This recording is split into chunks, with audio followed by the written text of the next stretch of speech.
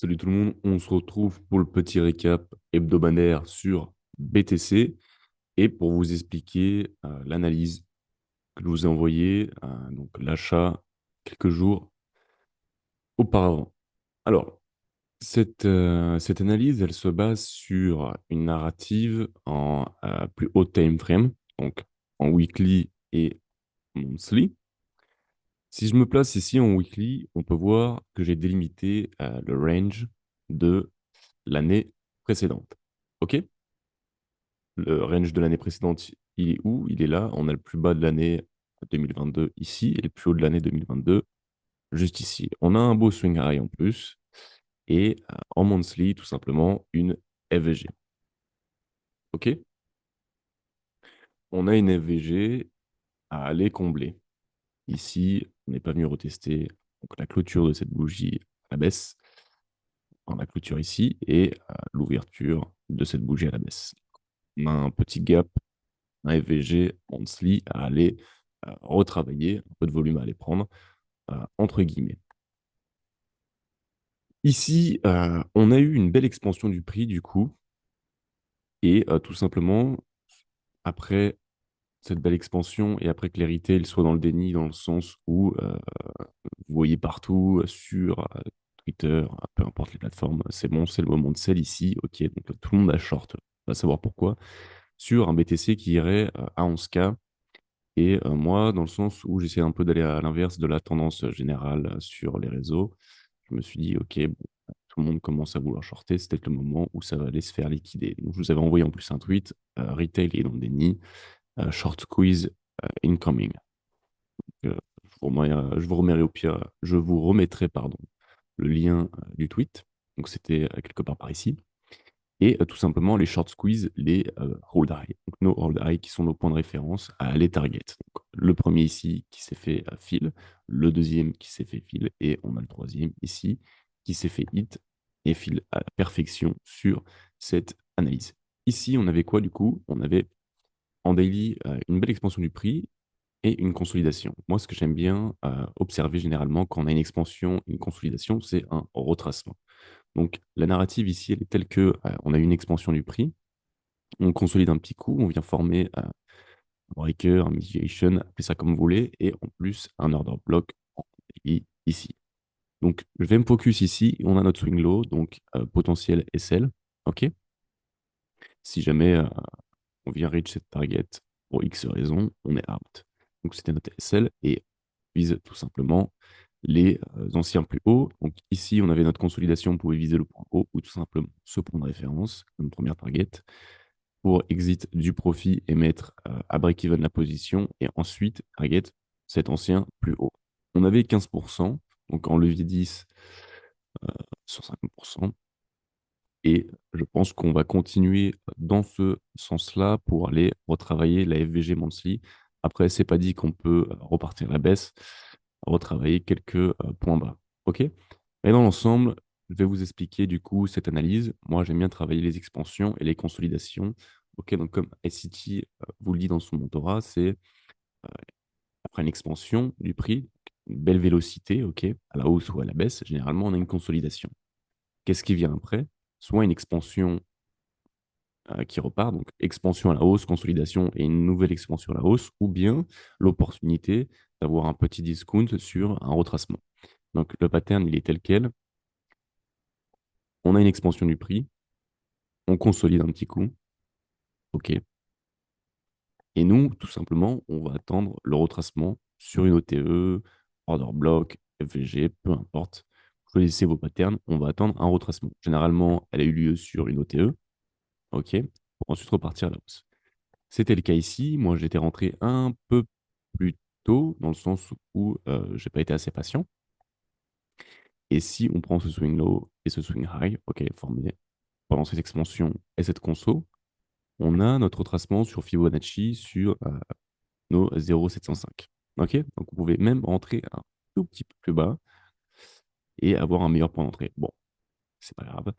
Et tout simplement placer son SL ici sur le point bas, ce qui vous faisait environ 5% si on prend la clôture, 6% si on prend la mèche. OK?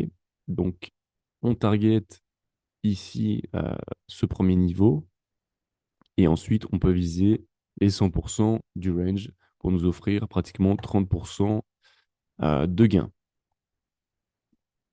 Donc, pour vous expliquer très brièvement, encore une fois, ce trade, je me base sur mon analyse en haut time frame, ok?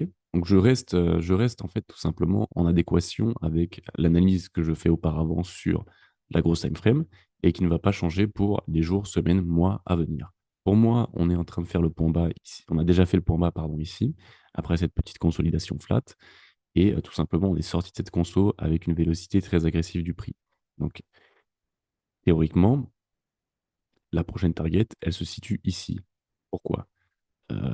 Pourquoi je pensais tout d'abord avoir une expansion sur ces niveaux-là? On a notre F et G, et si on prend le point haut de l'année précédente, ce swing high et le swing low de l'année précédente, on a un range à aller retravailler.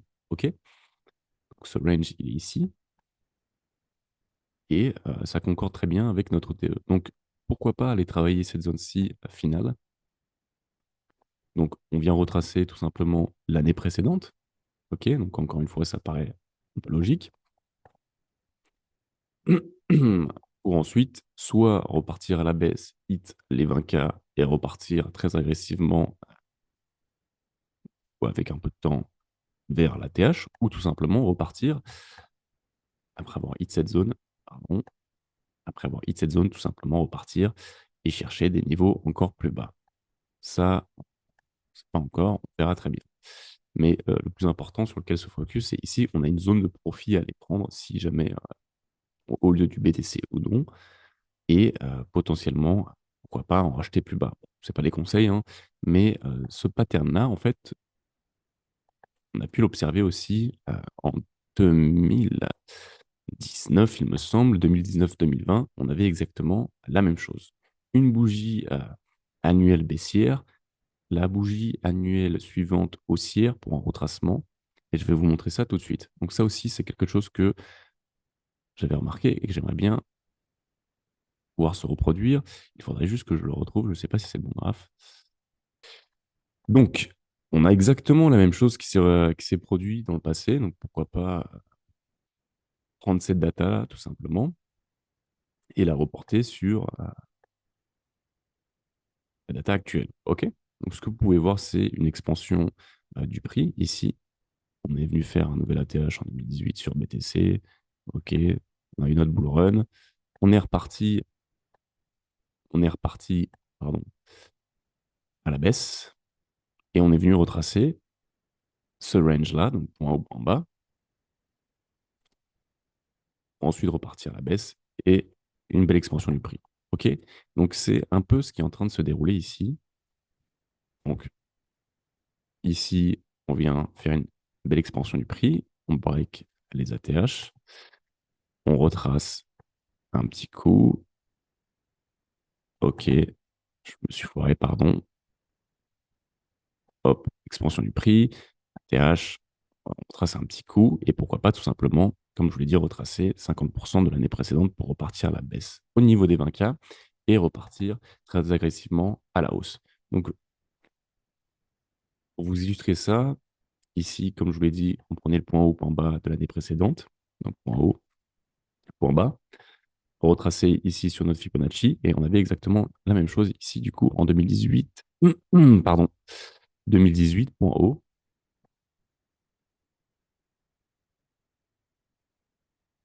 2018 ici, point bas. Donc, previous year high, previous year low, pardon. Donc, point haut, point bas de l'année précédente. En 2019, on est revenu. Donc, en plus, ça concorde un peu avec les mêmes dates. Vous voyez que février, mars, avril, mai, juin, on est revenu. Pourquoi pas faire la même chose février, mars, avril, mai, et revenir, pardon, au tracé ici. Donc, point haut, point bas, on a la même chose ici. Point haut, point bas, revenir au tracé, 50%. Donc, hop, ici, 50%, 0,62, et puis repartir à la baisse. Donc, prise de bénéfice ici par rapport à la bougie annuelle précédente. Et tout simplement, ici, retracer un petit coup, dernier retracement avant la grosse expansion du prix. Et là, on avait notre bull run. Donc, je me base un peu là-dessus, dans le sens où on avait ça dans le passé. OK, retracement bougie annuelle précédente, pourquoi pas avoir la même chose ici. Donc, mais du coup, avec cette bougie annuelle. Donc, c'est quelque chose que je cherche à observer sur les marchés. En tous les cas, si on vient retracer ici, ce sera une belle opportunité à prendre un peu de bénéfice et potentiellement atteindre un retracement. OK? Donc l'idéal, là, le scénario idéal, c'est on vient retracer ici, donc pour un scénario bullish, et tout simplement revenir sur les 20K pour repartir à la hausse. OK? Donc on aurait en plus l'année 2024 pour venir refaire notre nouveau bull run. Donc dans tous les cas, ça va prendre un peu de temps. Ici, l'expansion, elle avait duré. Je vais prendre le point bas, du coup, c'était 2019. On va prendre le point bas 2018, comme ça, on se réfère aussi ici par rapport à l'année précédente. Donc, en bas, et on avait, on n'indique pas le niveau de jour. Ok, bon, on avait 6 mois. On avait 6 mois l'expansion, enfin 6 mois à partir du point bas ici, et notre belle expansion. Pourquoi pas faire la même chose ici, ce qui nous donnerait à peu près la même chose. Donc, mai-juin, on vient faire notre point haut de l'année. Et on a notre petit dicton en plus, Sell in May and go away, qui concorde un peu. Et du coup, printemps-été, marché un peu calme, on vient retracer, etc. On attend novembre-décembre pour la petite euphorie, le nouveau bull run, pardon. Et il me semble que dans ces zones-ci, temporelles, on aura en plus notre halving, donc tout concorde un peu entre guillemets. Donc, je me suis basé sur la data des années précédentes pour voir le schéma qui se répète. Donc, de fortes probabilités qu'on ait ce schéma-là. Et ça m'étonnerait de toute manière qu'on revienne péter à la hausse comme ça, sans revenir retracer un petit coup. Et dans la logique, une fois qu'on a observé 50% de retracement de ce range de l'année précédente, dans la logique, on revient retracer. OK? Donc ça, c'était plus pour l'analyse sur le long terme BTC et sur ce quoi je m'étais basé. Donc vous voyez, je ne me base pas sur de la H4 ou H1 pour faire des achats sur BTC, OK, ou des shorts. BTC, il est super bien à trader sur de la haute time frame, OK. Mine de rien, le chart est assez clean, entre guillemets, c'est pas du bruit. Quand vous descendez un peu plus bas sur de la petite time frame, bon, moi, ça m'intéresse un peu moins. Je suis sur le Forex principalement. Les crypto-monnaies sur de la petite time frame, j'ai vraiment du mal. Cependant, H4 Daily, quand vous observez les expansions et les consolidations, vous voyez que généralement, on peut choper de beaux retracements.